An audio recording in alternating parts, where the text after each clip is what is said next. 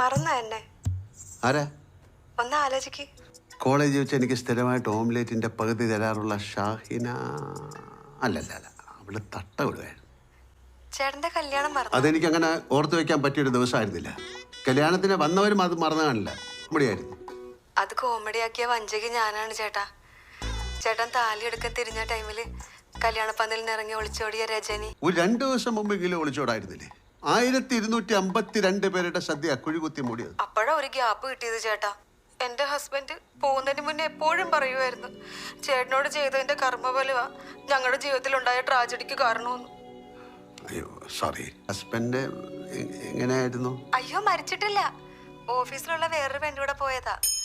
അവര് കെട്ടിയതും ഗുരുവായൂർ വെച്ചാ. ചേട്ടൻ എന്താ പിന്നെ കെട്ടാഞ്ഞേ? എന്നെ പോലത്തെ ഒരാളെ പിന്നെ കണ്ടെത്താൻ പറ്റാഞ്ഞിട്ടാ? പിന്നെയും കണ്ടെത്തുന്നത് നിങ്ങളെ പോലെ ഒരാളായാലോ എന്ന് പേടിച്ചിട്ടാ.